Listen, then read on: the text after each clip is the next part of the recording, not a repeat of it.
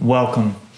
Today we're discussing the 5 most common photography mistakes personal injury victims make to try to help themselves save time, trouble, inconvenience, and increase their case value by increasing the proof of the actual damages that they've suffered.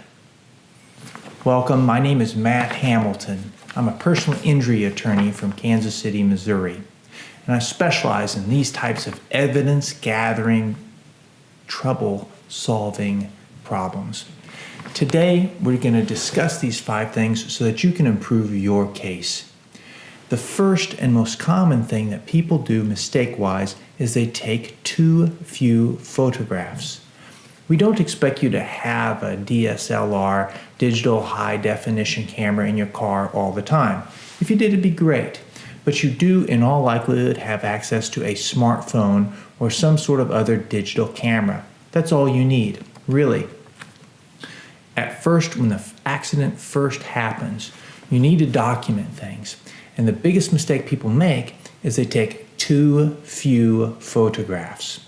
Clients will come into my office and I'll ask them to have taken a photograph because they've called me from an accident scene, and they show up with 2 photographs or 4.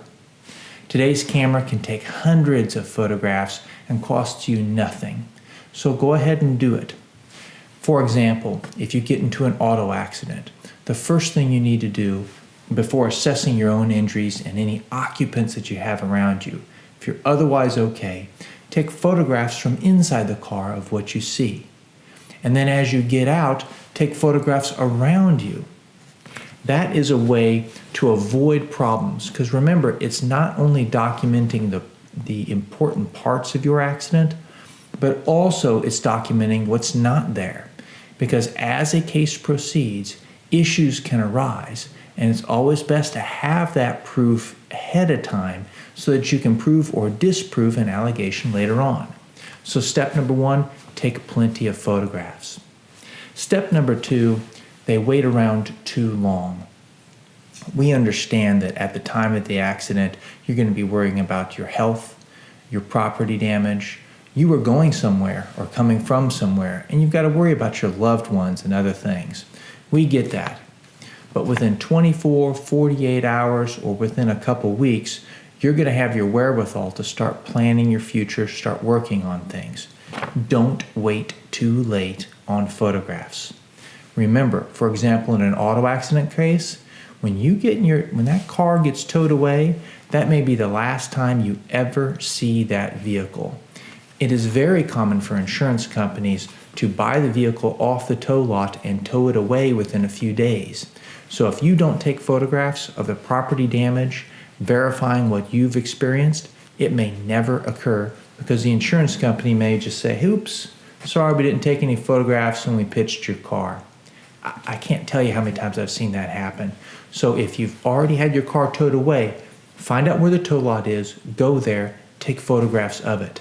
If you have injuries, you'd be surprised at how quickly the appearance of your injury will change.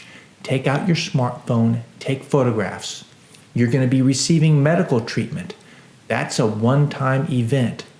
Photograph it, video it.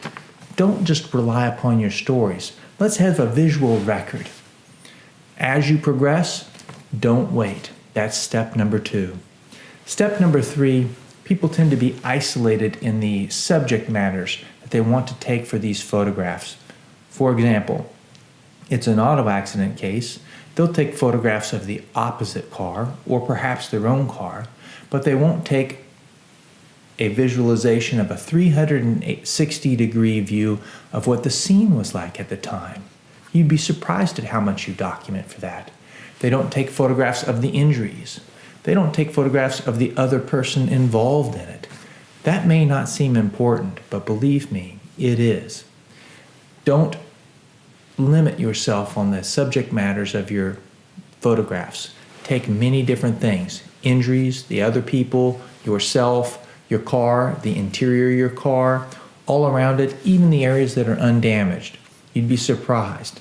Skid marks on the road. Take a little bit of everything. It's free to you. It's only an investment of a couple seconds of your time. The fourth is They miss important subject matters later in the process.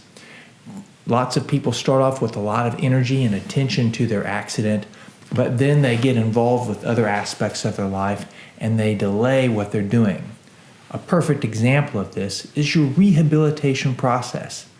Every day you're going to be doing exercises and stretches to try to rehabilitate yourself.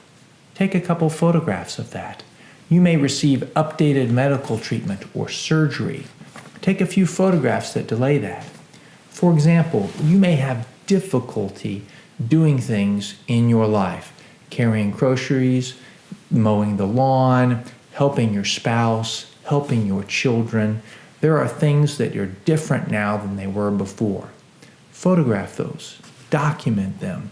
It's important. The fifth most common mistake people make with photographs is that they forget to photograph what's not there. Sometimes your spouse is helping you out doing chores or filling in with things that you used to do. Document that. Sometimes there are accident scenes that change over time. Document that. Sometimes there are repairs that are made or healing efforts the doctors have made. Go ahead and document those too. A picture says 1,000 words and it will help your case.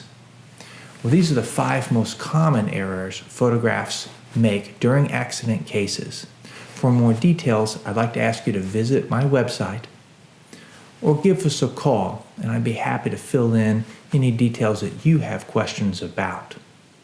Go see our other videos because this is part of a series. Each video will help you on a different subject matter. I'm Matt Hamilton.